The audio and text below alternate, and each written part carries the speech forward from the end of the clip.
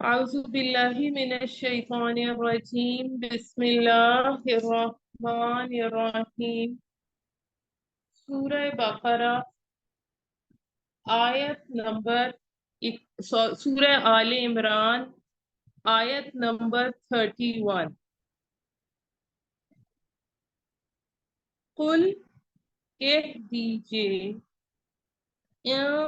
اگر تم سب تحبون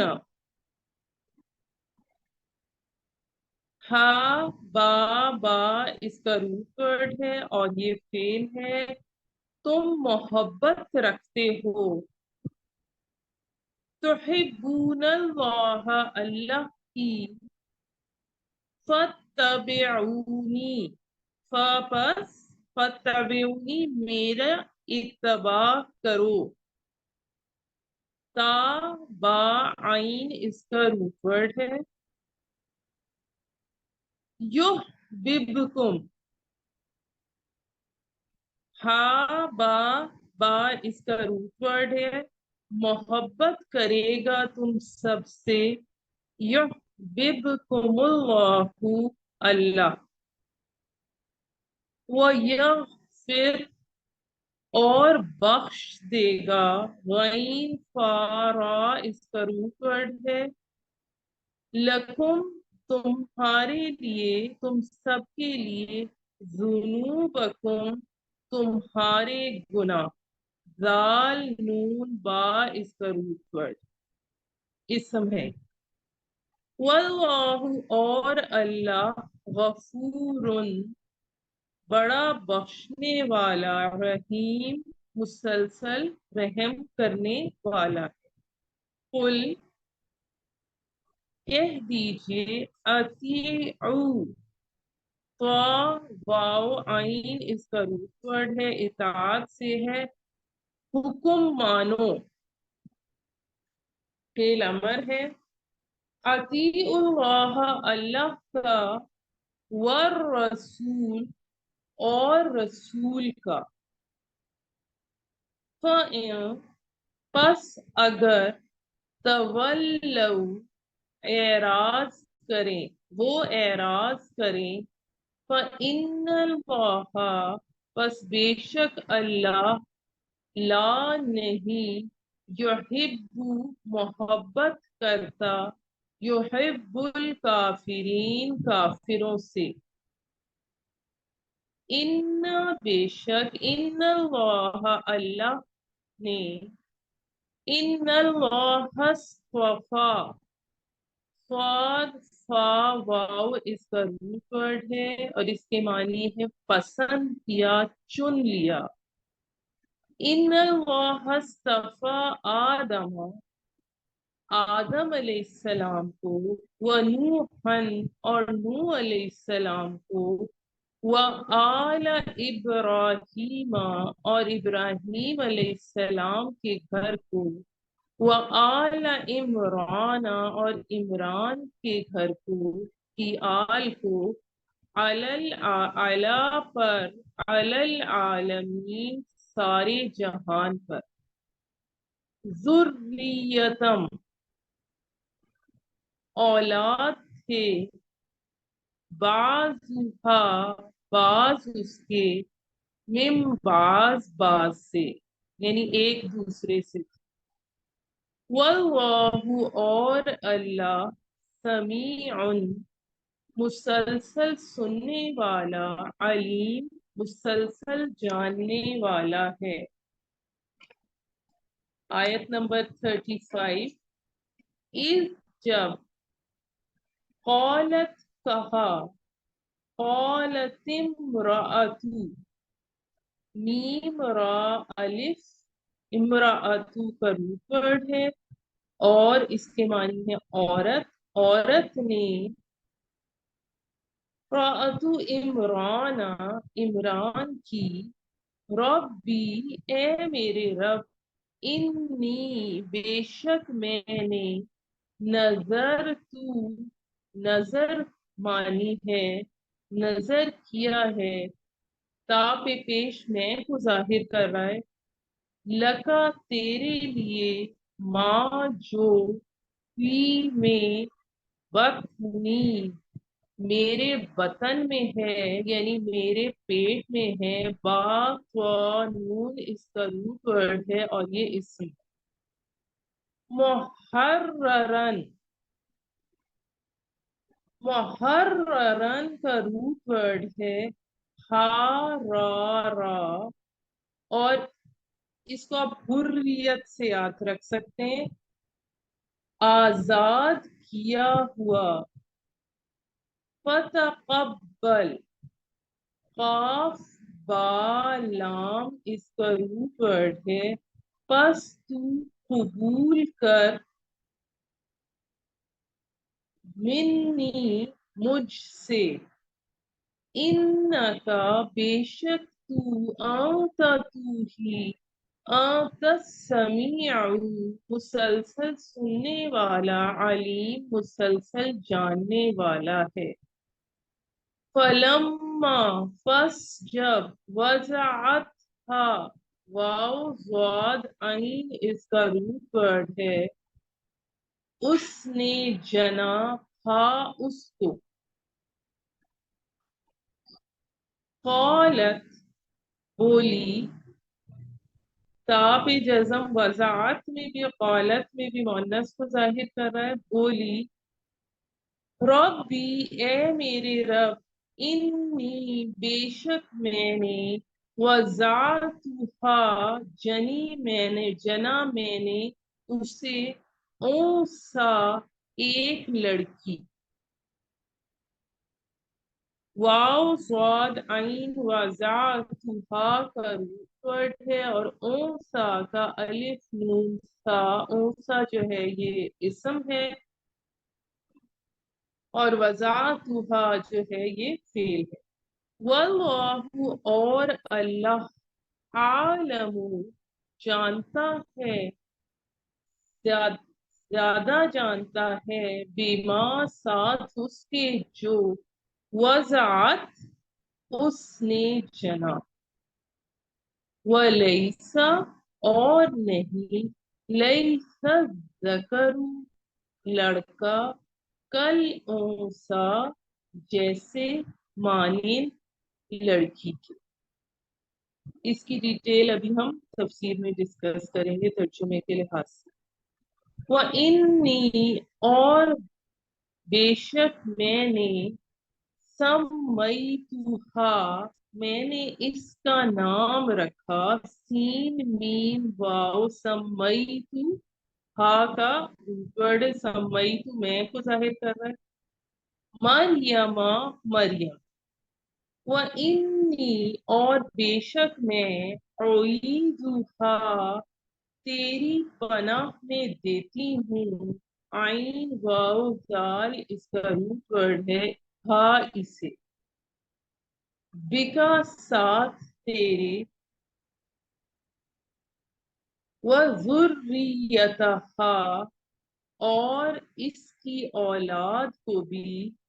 जाल रा जुर्रियतहा का रूट वर्ड है, मिन से, मिनश शैतानी शैतान से, रजीम मरदूद।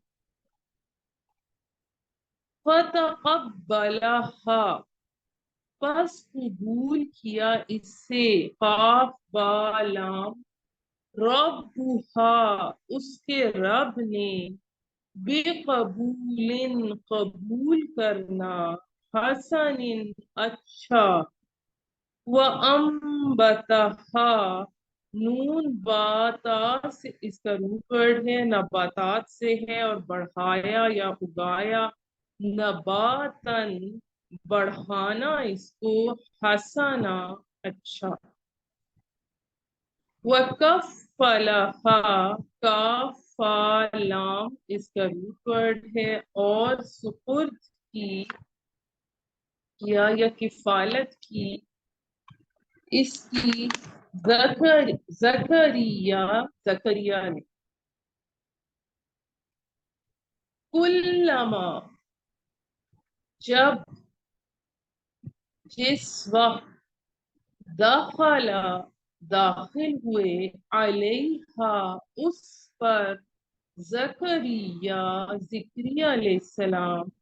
ज़करियल मेहराबा मेहराब में या हुजरे में हाराबा मेहराब का रूप वर्ड है और ये इसम है। वजदा पाया उसे या पाते हैं उसे इंदहा उसके पास रिज़्क़ा कुछ खाना। कौल कहा या मरियमु ए मरियम अन्ना जो अन्ना का वर्ड है ये हालत और जगह दोनों के मुतालिक सवाल के लिए आता है यानी आईना यानी कहाँ के माने में भी और कैफा यानी कैसे के माने कि कैसे आया या कहाँ से आया लकी तेरे पास हागा ये कौलत बोली हुआ वो मिन से इंदिल्लाही अल्लाह के पास से है।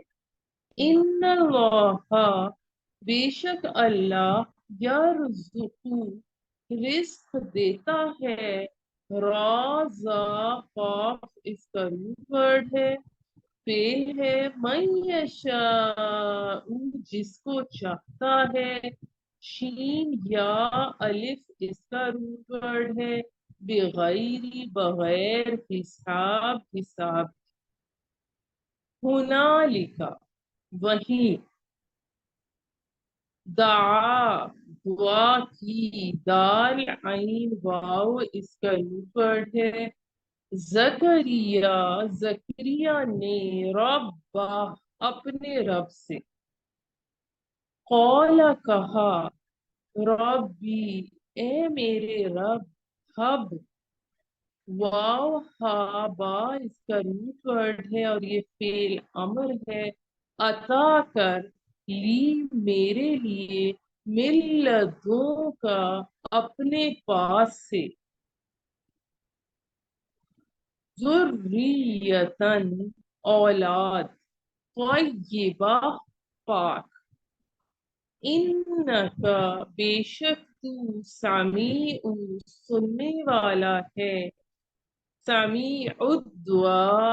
दुआ। ये दुआ भी है जो औलाद के लिए पढ़ी जाती है कि रब्बि हबली मिन लदुनका ज़ुर्रियतन तय्यिबा इन्नका समीउद दुआ। अब इस आयत नंबर 39 फनादतहू नून दाल वाव इसका रूट वर्ड है फिर आवाज उसको आवाज दी। फनादत कुल मलाइकतु फरिश्तों ने वह और वो क़ाइमुन खड़े थे जब वो खड़े थे कॉफ वाओ मीम इसका रूट वर्ड युसल्ली नमाज में थे स्वाद लाम वाओ इसका रूट वर्ड है फिल मेहराबी हुजरे के अंदर वो नमाज अदा कर रहे थे हुजरे के अंदर। अन्ना बेशक अन्नल्लाह अल्लाह युबश्शिरु का बशारत देता है तुम्हें बिया या यहया की मुसद्दिक़म जो तस्दीक करने वाला होगा। स्वाद दाल खौफ इसका रूट वर्ड है बेकलिमतिम एक कलमे की मिनल्लाही अल्लाह के व सय्यिदन और सरदार होगा वह हसूरन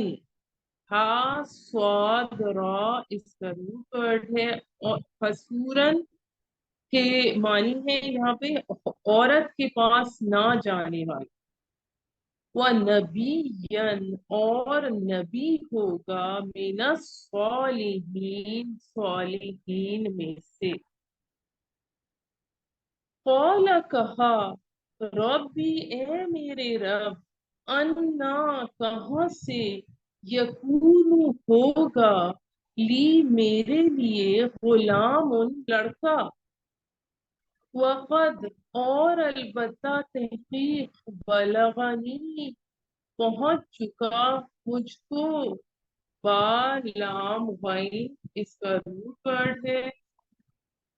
بلغنی الکبر بڑھاپا وامرأتی اور میری عورت آخر پانچ ہے قال کہا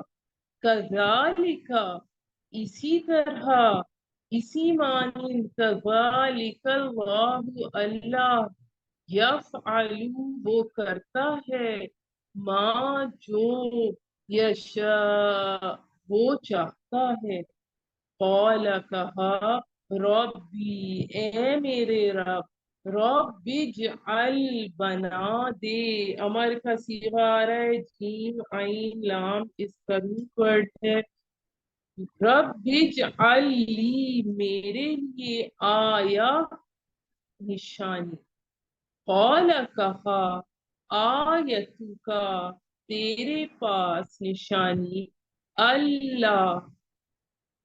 کہ نہ تکلما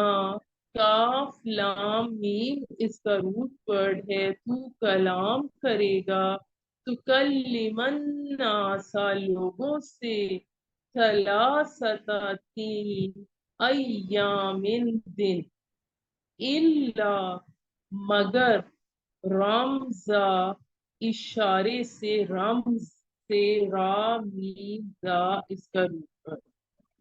وذکر فعل امر آ رہا ہے دال کا فرا اس کا روٹ ورڈ ہے اور یاد کر رب کا اپنے رب کو کثیرن کثرت سے وسبح اور تسبیح کر بالعشی شام کو عین شین واو اس کا روٹ ورڈ ہے والابکار اور صبح کو با کاف را ابکار کا روٹ ورڈ ہے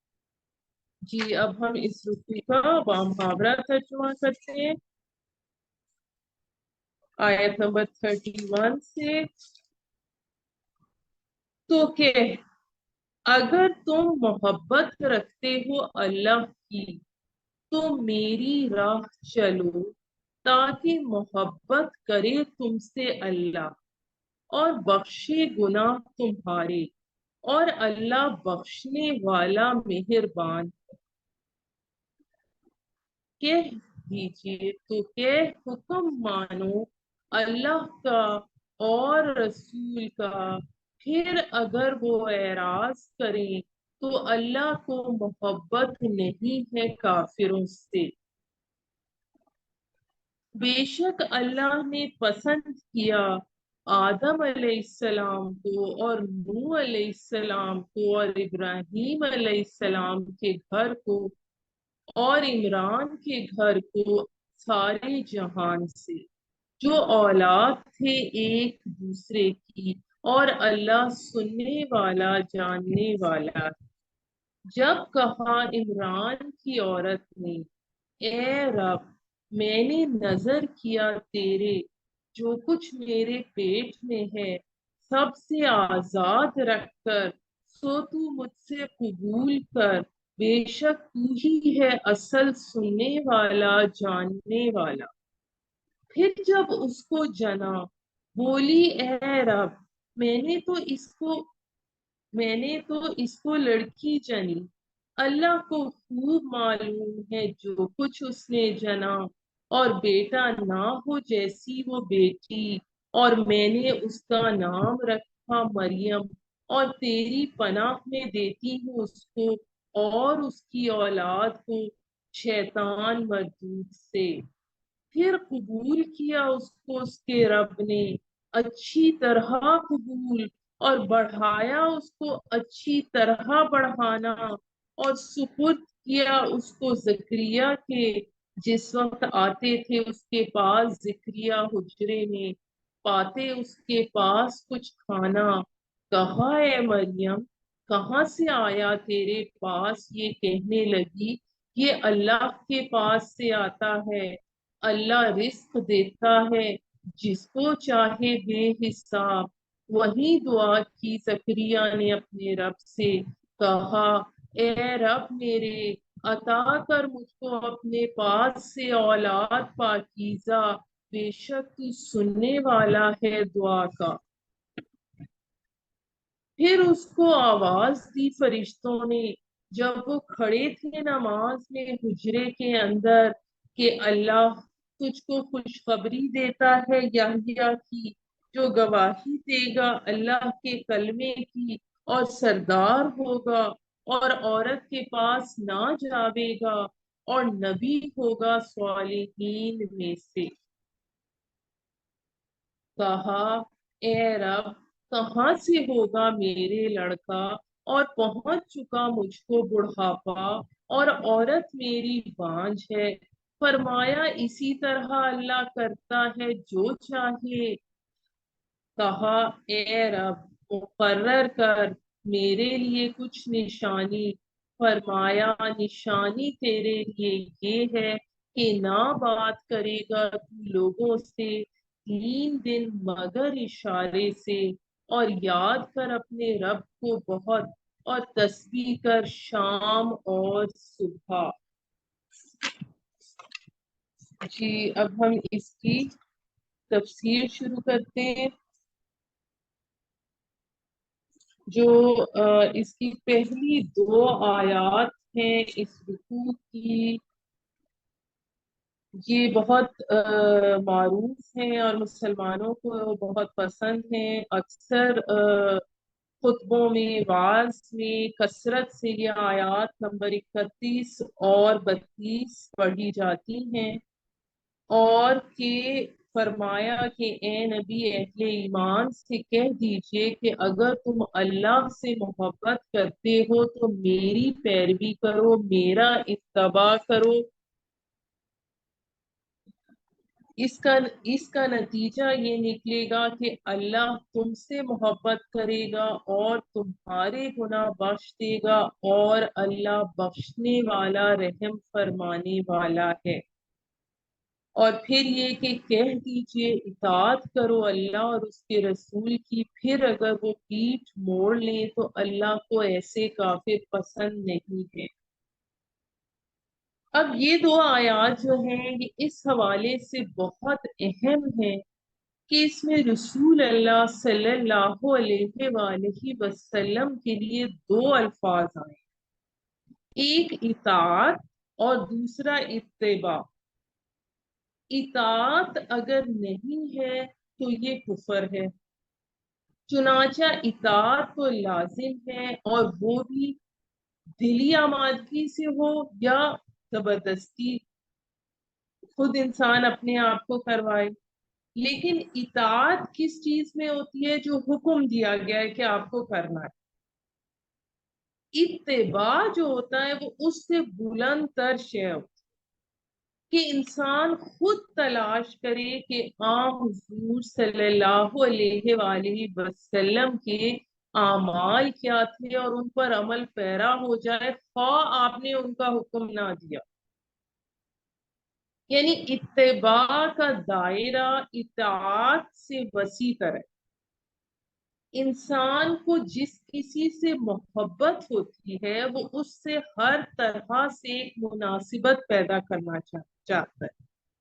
चुनाचे वो उसके लिबास जैसा लिबास पहनना पसंद करता है, जो चीजें उसको खाने पे पसंद है वही चीजें खुद भी खाना पसंद करता है। ये ऐसी चीजें जिनका हुक्म नहीं दिया गया,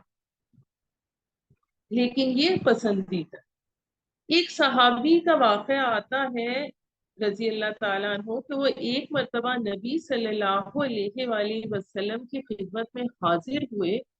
तो उन्होंने देखा कि आपके कुर्ते के बटन नहीं लगे हुए, आपका गरिबान खुला है।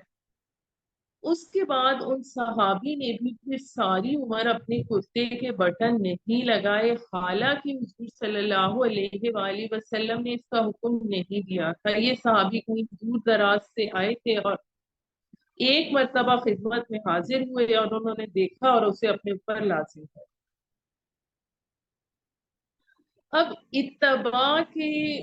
سلسلے میں بھی جب بات کی جائے تو دین کے کچھ تقاضے ایسے ہیں کہ جنہیں جس درجے میں نبی صلی اللہ علیہ وآلہ وسلم نے پورا فرمایا، اس درجے میں پورا کرنا کسی انسان کے بس کے میں نہیں، لیکن پھر بھی اس میں کوشش کرتے رہنا اتباع کا تقاضا ہے۔ مثلاً رسول صلی اللہ علیہ وآلہ وسلم نے کوئی مکان نہیں بنایا، کوئی جائیداد نہیں بنائی، جیسی وحی کا آغاز ہوا اس کے بعد آپ نے کوئی دنیاوی کام نہیں کیا، کوئی تجارت نہیں کی، آپ نے اپنے وقت کا ایک ایک لمحہ اور اپنی توانائی کی ایک ایک رمق اللہ کے دین کی دعوت اور اس کی اقامت میں لگا دی۔ اب سب کے لیے تو اس مقام تک پہنچنا یقیناً مشکل ہے، لیکن ایک بندہ مومن کا آئیڈیل یہ رہے اور وہ اس کی طرف چلنے کی کوشش کرتا رہے کہ زیادہ سے زیادہ وقت، زیادہ سے زیادہ وسائل فارغ کرے اور اس کام کے اندر لگائے تو اتباع کا کم سے کم تقاضا پورا ہو۔ پھر جہاں تک اطاعت کا تعلق ہے تو اس میں تو کوتاہی قابل قبول نہیں کہ جیسے حکم دیا گیا یہ حلال ہے، یہ حرام ہے، یہ فرض ہے، یہ واجب ہے، تو وہاں حکم عدولی کی گنجائش نہیں ہو سکتی۔ اگر اطاعت سے انکار ہی ہے تو اسے قرآن کفر قرار دے۔ اب اتباع کی جو بات آ رہی ہے تو نبی صلی اللہ علیہ وآلہ وسلم کا اتباع کرنے والا اللہ کا محبوب بن جاتا ہے۔ یہاں ارشاد فرمایا کہ اے نبی صلی اللہ علیہ وآلہ وسلم اہل ایمان سے کہہ دیجئے کہ اگر تم اللہ سے محبت کرتے ہو تو میرا اتباع کرو، میری پیروی کرو، دیکھو میرے شب و روز کیا ہیں، میری توانائیاں کن کاموں کے اندر خرچ ہو رہی ہیں، دنیا کے اندر میری دلچسپیاں کیا ہیں، اس معاملے میں تم میری پیروی کرو۔ اس کے نتیجے میں تم اللہ کے محب سے بڑھ کر محبوب بن جاؤ اور اللہ تمہارے گناہ بخش دے گا، اور وہ یقیناً غفور الرحیم ہے، اور اللہ تعالیٰ کو ایسے کافر پسند نہیں جو جس اطاعت رسول سے انکار کرتے ہیں۔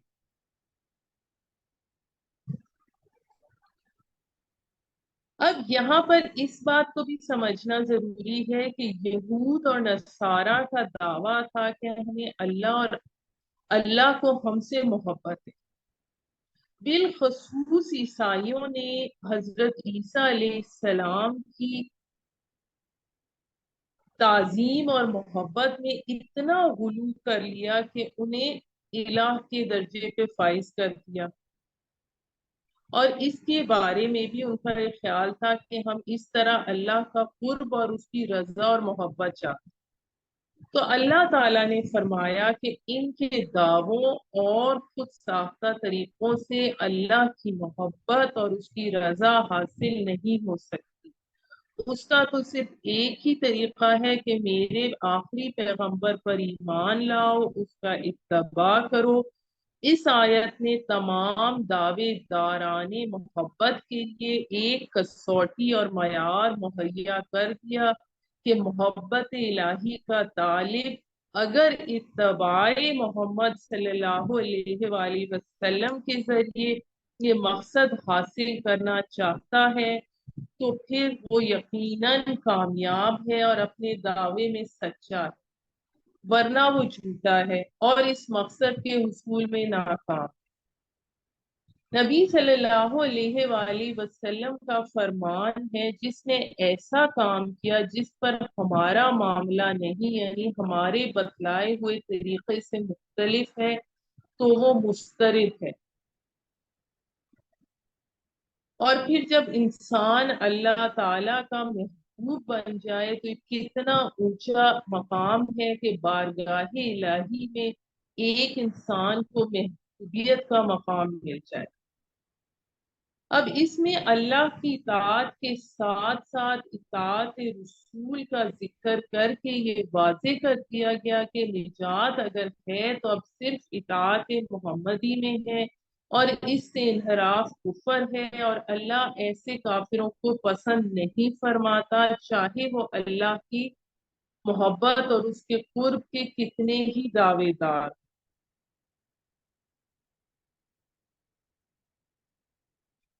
تو یہاں پر جو حدیث کا انکار کرنے والوں اور نبی صلی اللہ علیہ وسلم کی اتباع سے گریز کرنے والوں دونوں کے لیے سخت وعید ہے،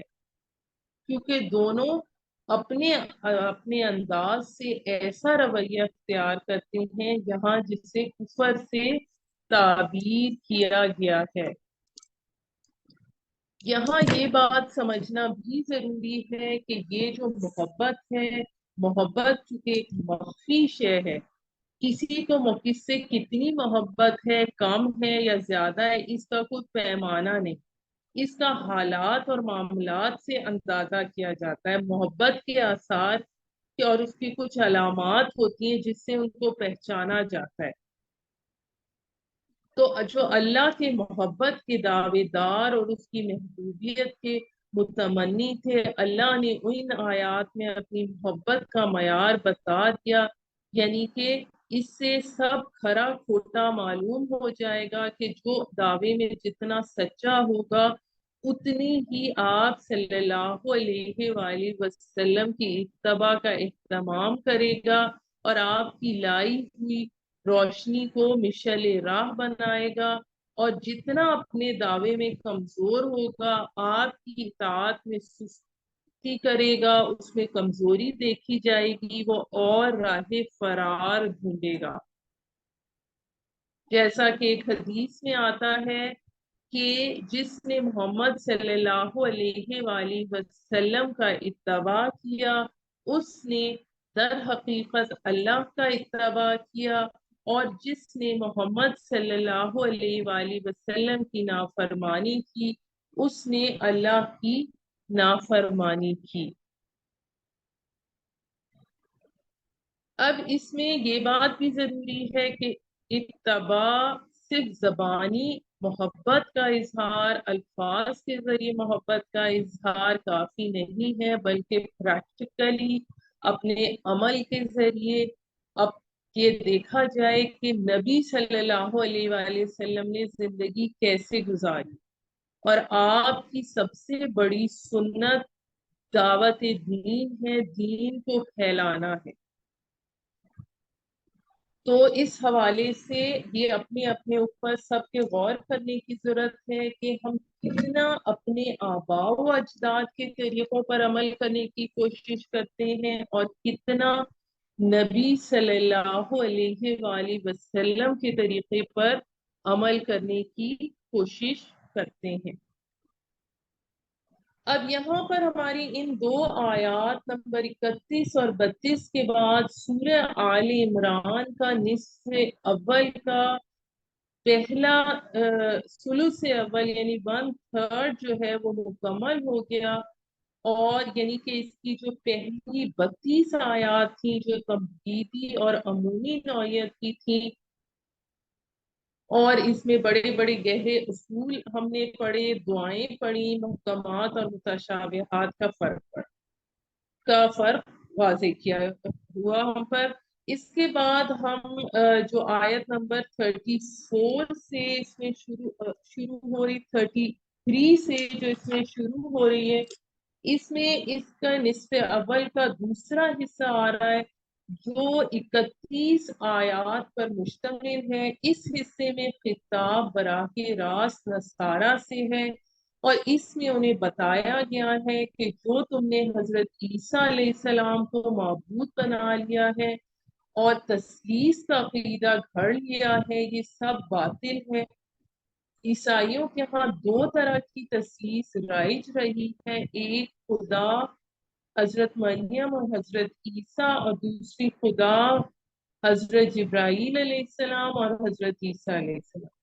یہاں پر واضح کیا گیا کہ یہ دو جو تم نے تثلیثیں ایجاد کر لی ہیں ان کی کوئی بنیاد نہیں ہے، یہ تمہاری कजरवी है। हजरत ईसा अलैहिस्सलाम बहुत बरगजीदा पैगंबर थे। हाँ, उनकी विलादत मोजिजाना तरीके पर हुई, लेकिन इससे मुत्तसिलन कबल जो हजरत याहिया अलैहिस्सलाम की विलादत जिसका इस रुकू में जिक्र आ रहा है वो भी तो मोजिजाना हुई थी। फिर हजरत आदम अलैहिस्सलाम की विलादत तो सबसे बहुत बड़ा मोजा थी कि अल्लाह ताला ने उनसे नस्ल इंसानी का आगाज किया।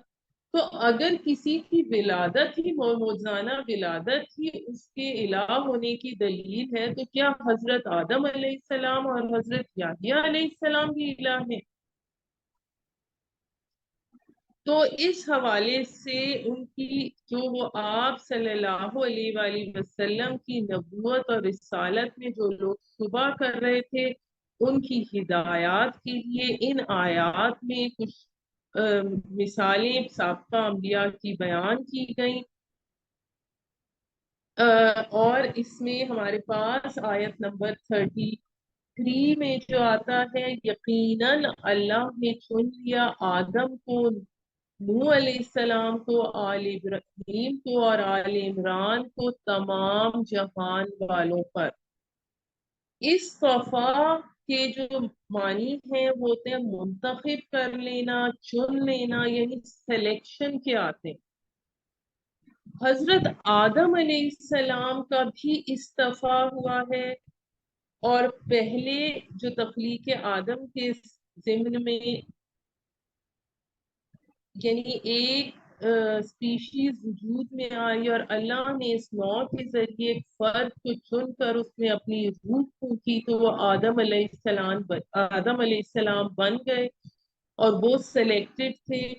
फिर अल्लाह ताला ने नूह अलैहिस्सलाम को, इब्राहीम अलैहिस्सलाम के खानदानों को और इमरान के खानदान को तमाम जहानों पर तरजीह देकर पसंद कर लिया। अब यहाँ मैं आपको ये बताती चलूं कि अंबिया अलैहिस्सलाम के खानदानों में दो इमरान हुए, एक हजरत मूसा और हजरत हारून अलैहिस्सलाम के वालिद, और दूसरे हजरत मरियम अलैहिस्सलाम के वालिद। इसमें अक्सर मुफस्सिरीन के नजदीक यहाँ दूसरे इमरान मौजूद है का मुराद है, दूसरे इमरान का यहाँ पर जिक्र है। और ये मैं आपको बताती चलूं कि हजरत मरियम अलैहिस्सलाम की वालदा का नाम मुफस्सिरीन ने हन्ना बिनते फाकूज लिखा है। और फिर जो इस आयत में अल्लाह ताला ने आले इमरान के अलावा तीन खानदानों का तज़किरा फरमाया है जिन्हें अल्लाह ताला ने अपने वक्त में जहानों पर फजीलत दी। यानी पहले हजरत आदम अलैहिस्सलाम, उन्हें मसऊद मलाइक बनाया, अस्मा का इल्म उन्हें अता किया, उन्हें जन्नत में रिहाइश पजीर किया, जिससे फिर उन्हें जमीन में भेज दिया। इसमें बहुत सी हिकमतें थी। फिर दूसरे हजरत नूह अलैहिस्सलाम, उन्हें उस वक्त रसूल बनाकर भेजा जब लोगों ने अल्लाह को छोड़कर बुतों को माबूद बना लिया। फिर हजरत नूह अलैहिस्सलाम को तवील उम्र अता की, उन्होंने अपनी कौम को 950 साल तबलीग की, लेकिन चंद अफराद के सिवा कोई आप पर ईमान नहीं लाया। और फिर अहले ईमान के सिवा बाकी सबको गायब कर दिया। फिर आल इब्राहीम को ये फजीलत अता की कि उनने अंबिया का सिलसिला कायम किया और बेशतर पैगंबर आपकी ही नस्ल से हुए। यहाँ तक कि आखिर में सबसे अफजल हजरत मोहम्मद सल्लल्लाहु अलैहि वसल्लम भी हजरत इब्राहीम अलैहिस्सलाम के बेटे हजरत इस्माईल अलैहिस्सलाम की नस्ल से हुए।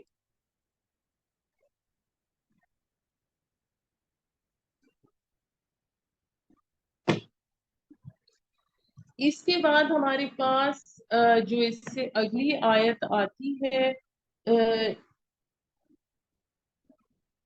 आयत नंबर 34 में आता है कि इसमें से एक दूसरे की औलाद है। यानी हजरत नूह अलैहिस्सलाम हजरत आदम अलैहिस्सलाम की औलाद से हैं, हजरत इब्राहीम अलैहिस्सलाम हजरत नूह अलैहिस्सलाम की औलाद से हैं, اور پھر بنی اسماعیل، بنی اسرائیل اور آل عمران سب حضرت ابراہیم علیہ السلام کی اولاد.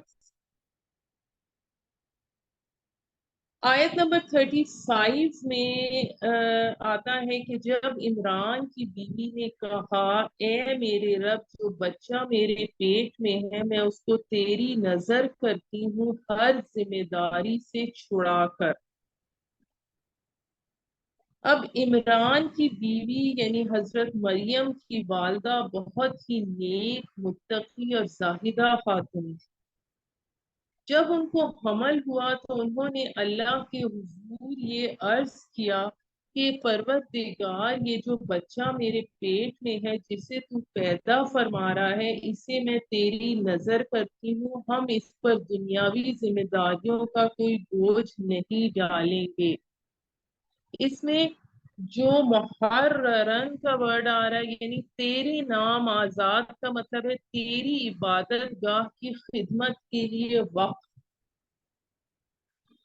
تو بوجھ نہیں ڈالیں گے، اس کو خالصتاً ہیکل کی خدمت کے لیے، دین کی خدمت کے لیے، تورات کی خدمت کے لیے وقف کر دیں گے. ہم اپنا بھی کوئی بوجھ اس پر نہیں ڈالیں گے. اور انہیں یہ توقع تھی کہ اللہ تعالیٰ بیٹا عطا فرمائے گا. محررن یعنی آزاد کرتے ہوئے، یعنی ہمارے پاس سے اس پر کوئی ذمہ داری نہیں ہوگی اور اسے ہم تیرے لیے خالص کر دیں گے. ایک چیز یہاں پر جو بار بار ہیکل کا ذکر آتا ہے، ہیکل سلیمانی کے حوالے سے، اس کی میں تھوڑی سی ڈیٹیل آپ کو بتاتی چلوں. حضرت داؤد علیہ السلام نے ایک مضبوط عمارت بنانے کا فیصلہ کیا. حضرت سلیمان علیہ السلام کے دور میں مکمل ہوئی، جس کو ہیکل سلیمانی کا نام دیا گیا. اس میں ایک تو تابوت سکینہ اس میں محفوظ تھا، اور پھر وہ صندوق جس میں عصا، تورات کی تختیاں وغیرہ تھی، وہ اس میں موجود تھا. اور اسرائیلی اس تابوت سکینہ کو قبلے کے طور پر استعمال کرتے تھے. اب یہاں پر جو عمران کی بیوی یعنی حضرت مریم علیہ السلام کی والدہ نے اللہ تعالیٰ سے کہا کہ اے اللہ، تو میری اس نظر کو شرف قبولیت عطا فرما. اب یہاں یہ آپ کو بتاتی چلو کہ انبیاء سابقین کی شریعت میں یہ ایک طریقہ عبادت کا تھا کہ اپنی اولاد میں سے کسی بچے کو اللہ کے لیے مخصوص کر دیں کہ اس سے دنیا کی کوئی خدمت نہ لیں. حضرت مریم علیہ السلام کی والدہ نے اسی قاعدے کے مطابق اپنے حمل کے بارے میں یہ منت مانی کہ اس کو خاص بیت المقدس کی خدمت کے لیے رکھوں گی، دنیا کے کام میں نہیں لاؤں گی. مگر جب حمل سے لڑکی پیدا ہوئی تو یہ خیال کر کے افسوس کیا کہ یہ لڑکی تو کام نہیں کر سکتی، مگر اللہ تعالیٰ نے ان کے اخلاص کی برکت سے اس لڑکی ہی کو قبول فرمایا اور اس کی شان ساری دنیا کی لڑکیوں سے ممتاز کر دی. اب جو آیت نمبر 36 کے حوالے سے یہ جو چیز آتی ہے کہ اس وقت ہیکل کے خادموں میں کسی لڑکی کو قبول نہیں کیا جاتا تھا. تو اس میں جو آتا ہے وہ لیس الذکر کالانثی، تو اس جملے کے دو معنی کیے گئے ہیں. اولاً یہ کہ حضرت مریم علیہ السلام کی والدہ کا تو ترجمہ اس طرح ہوگا کہ اور لڑکا لڑکی کی مانند نہیں ہوتا، یعنی اگر لڑکا ہوتا تو میں اسے خدمت کے لیے وقف کر دیتی، یہ تو لڑکی ہو گئی. دوسری طرح سے اس کا ترجمہ یہ ہوگا کہ اگر اس قول کو اللہ کی طرف سے مانا جائے تو مفہوم یہ ہوگا کہ کوئی بیٹا ایسا ہو ہی نہیں سکتا جیسی بیٹی تو نے جنم. اب اس کے بعد اب مریم علیہ السلام کی والدہ کا کلام شروع ہوا اور میں نے اس کا نام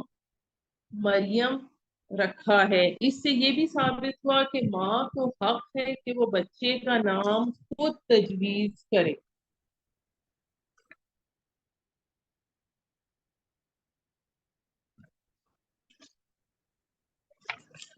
اچھا، یہاں پر میں آپ کو یہ بھی بتاتی چلوں کہ اللہ تعالیٰ نے جب ان کی یہ دعا قبول فرمائی تو جو حدیث سے صحیح میں آتا ہے کہ جو بھی بچہ پیدا ہوتا ہے تو شیطان اس کو مس کرتا ہے، چھوتا ہے، جس سے وہ چیختا ہے، لیکن اللہ تعالیٰ نے اس مس سے، شیطان سے، حضرت مریم علیہ السلام اور ان کے بیٹے حضرت عیسیٰ علیہ السلام کو محفوظ رکھا۔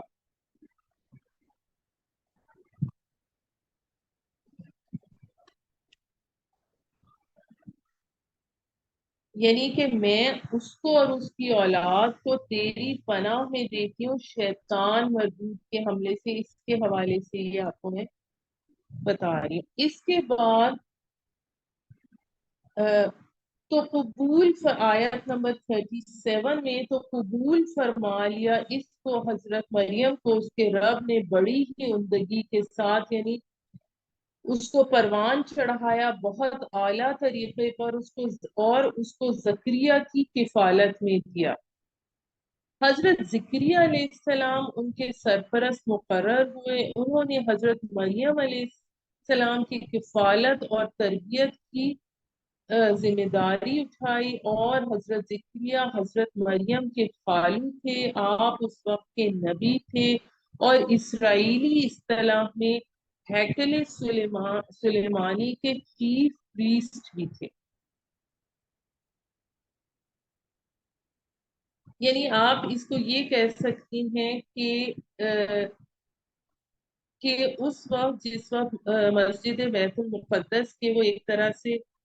امام بھی تھے، اور حضرت زکریا نے اپنی ترجیح کی وجہ یہ بیان فرمائی کہ میرے گھر میں ان کی خالہ ہیں اور وہ ماں کی طرح ہوتی ہے، اس لیے بعد ماں کے وہ بھی رکھنے کی مستحق ہے۔ مگر پھر بھی لوگ اس ترجیح پر راضی اور متفق نہیں ہوئے، تو آخر میں قرآن دازی پر اتفاق قرار پایا، اور یہ قرآن دازی کا طریقہ جو یہ آگے آ رہا ہے تو ہم وہاں پہ اس کو ڈسکس کریں گے، جس میں حضرت زکریا علیہ السلام کامیاب ہوئے۔ اور پھر جب اس کے بعد یہ آتا ہے کہ حضرت مریم جو تھی ان کو بعض روایات کے مطابق ایک انا کو نوکر رکھ دیا گیا، کر دودھ پلوایا، اور بعض روایات میں کہ دودھ پینے کی ان کو حاجت ہی نہیں ہوئی، وہ خود اٹھنے بیٹھنے لگی۔ ان کو مسجد کے متعلق ایک عمدہ مکان میں لا کر رکھا، جب کہیں جاتے تو قفل لگا کر جاتے، پھر آ کر کھولتے۔ اب جو محراب کے مراد سے مراد وہ گوشہ یا وہ حجرہ ہے جو حضرت مریم علیہ السلام کے لیے مخصوص کر دیا گیا، یعنی جس میں حضرت مریم علیہ السلام رہائش پذیر تھی، اور حضرت زکریا ان کی دیکھ بھال کے لیے اکثر اس حجرے میں جاتے تھے۔ آپ جب بھی اس حجرے میں جاتے تو دیکھتے کہ حضرت مریم کے پاس کھانے پینے کی چیزیں اور بغیر موسم کے پھل موجود ہوتے۔ بعض علماء کی رائے اس حوالے سے بھی آتی ہے یا رزق سے مراد مادی کھانا نہیں بلکہ علم و حکمت ہے۔ جب حضرت زکریا ان سے بات کرتے تھے تو حیران رہ جاتے کہ اس لڑکی کو اس قدر حکمت اور اتنی معرفت کہاں سے حاصل ہو گئی۔ پھر یہ جو پھلوں کے بارے میں آتا ہے، یعنی گرمی کے پھل سردی کے موسم میں، سردی کے گرمی میں موجود ہوتے ہیں، اور حضرت زکریا کے علاوہ کوئی شخص لا کر دینے والا وہاں نہیں تھا،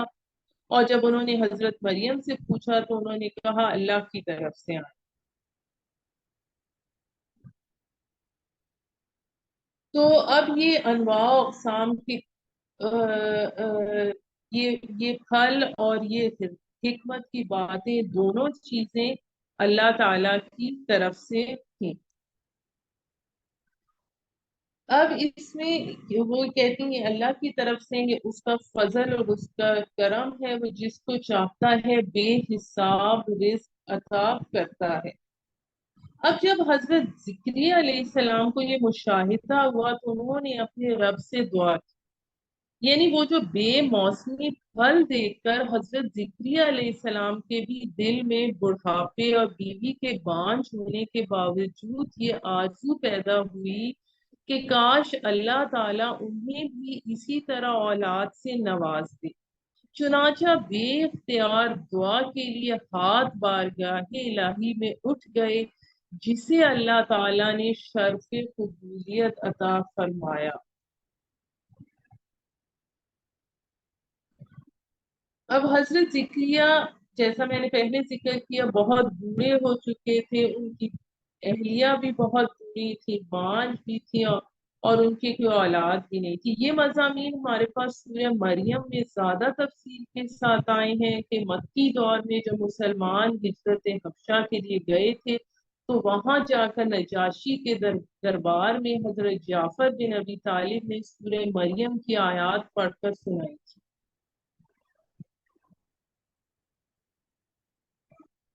اب اس کے بعد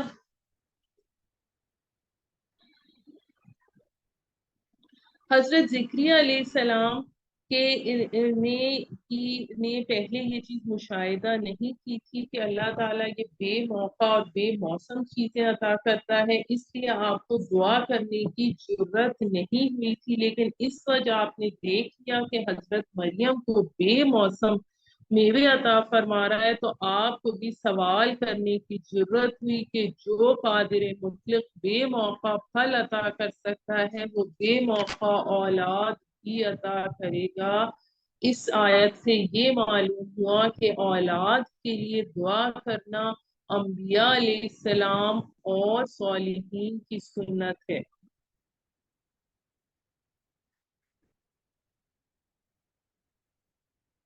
اب اس میں یہاں پر یہ چیز بھی سمجھنا ضروری ہے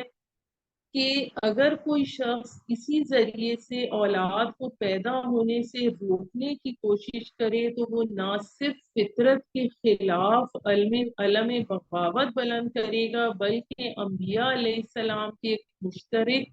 اور متفق علیہ سنت سے بھی محروم ہوگا۔ آپ صلی اللہ علیہ وآلہ وسلم نے نکاح اور اولاد کے مسئلے کو اتنی اہمیت دی ہے کہ آپ نے اس شخص کو اپنی جماعت میں شامل ہونے کی اجازت نہیں دی جو بیاہ شادی اور اولاد سے باوجود قدرت کے اعراض کرتا ہو۔ چنانچہ آپ صلی اللہ علیہ وآلہ وسلم فرماتے ہیں نکاح میری سنت ہے،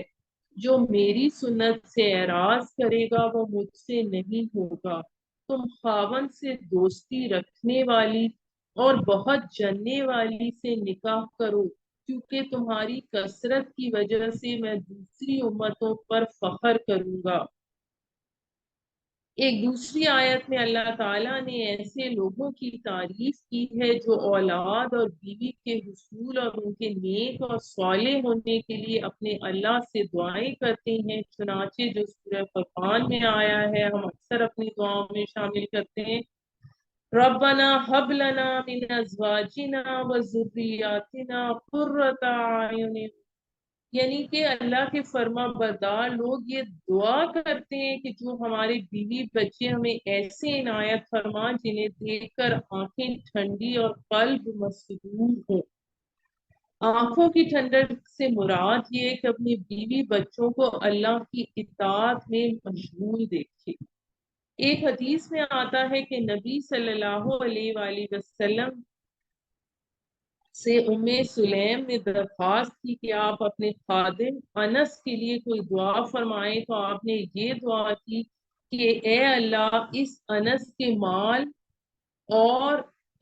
اولاد کو زیادہ کر اور اس چیز میں برکت عطا کر جو آپ نے اس کو عطا فرمائی ہے۔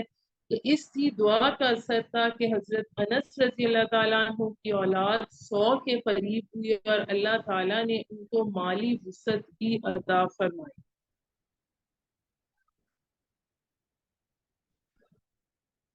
اب اس کے بعد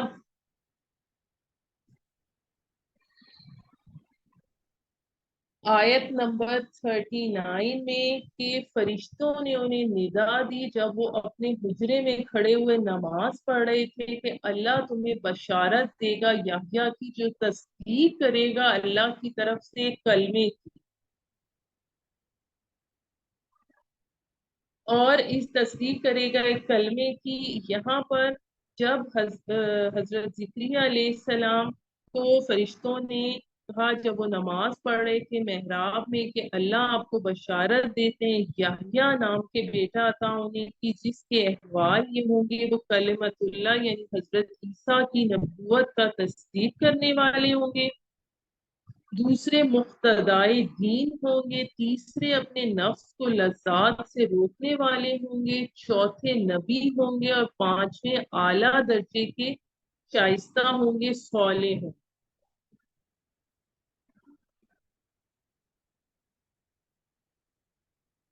اب یہاں پر اللہ کے کلمے کی تصدیق سے مراد حضرت عیسیٰ علیہ السلام کی تصدیق ہے۔ تو حضرت یحییٰ علیہ السلام حضرت عیسیٰ علیہ السلام سے بڑے ہوئے، دونوں آپس میں خالہ زاد تھے، دونوں نے ایک دوسرے کی تائید کی۔ سیدن کے معنی سردار، حصوراً کے معنی گناہوں سے پاک یعنی گناہوں کے قریب نہیں پھٹکنے والا۔ اور اس میں یہ دیکھیے کہ اس میں وہ اپنے نفس کو لذات سے روکنے والے ہوں گے، اور اس میں لذات سے روکنے میں مباح خواہشوں سے بچنا بھی شامل ان کی خصوصیات میں آیا ہے، مثلا اچھا کھانا، اچھا پہننا وغیرہ۔ اب بڑھاپے میں جب معجزانہ طور پر اولاد کی خوشخبری سن کر حضرت زکریا علیہ السلام کے اشتیاق میں اضافہ ہوا اور نشانی انہوں نے معلوم کرنی چاہی، یعنی انہوں نے کہا کہ جو آیت نمبر 40 میں آتا ہے کہ انہوں نے کہا کہ میں میرے ہاں کیسے لڑکا ہوگا جبکہ میں انتہائی بوڑھا ہو چکا ہوں تو اور میری بیوی بانجھ ہے۔ تو اللہ نے فرمایا اللہ جو چاہتا ہے کرتا ہے، یعنی اسے اسباب کی احتیاج نہیں ہے، اسباب اس کے محتاج ہیں، اللہ اسباب کا محتاج نہیں ہے۔ اور پھر اس کی نشانی کہ اللہ تعالیٰ نے فرمائی کہ اب 3 دن تک لوگوں سے گفتگو نہیں کر سکو گے سوائے اشارے کنائے کے، یعنی ان کی قوت گویائی سلب ہو گئی، وہ 3 دن تک کسی سے بات نہیں کر سکتے تھے۔ اور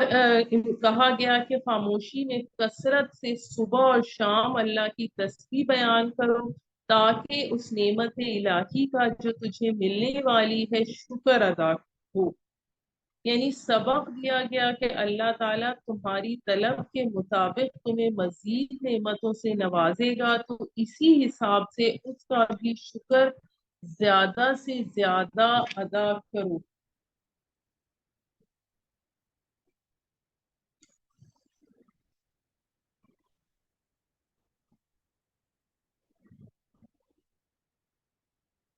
اور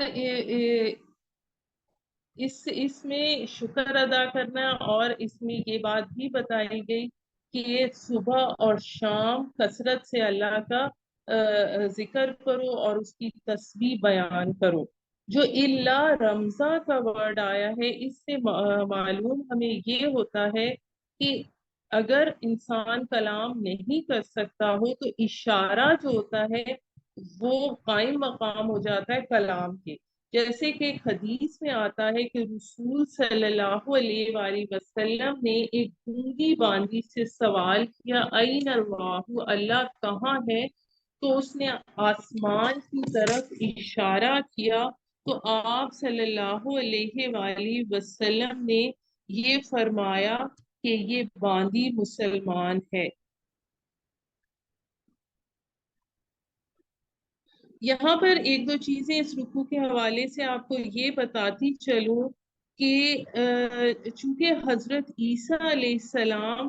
کی پیدائش اللہ کے غیر معمولی فرمان سے خرق عادت ہوئی تھی، اس لیے ان کو قرآن مجید میں کلمۃ من اللہ کہا گیا ہے۔ اور حضرت عیسیٰ علیہ السلام کی ولادت سے 6 مہینے پہلے حضرت یحییٰ علیہ السلام کی ولادت ایک معجزے سے ہوئی تھی۔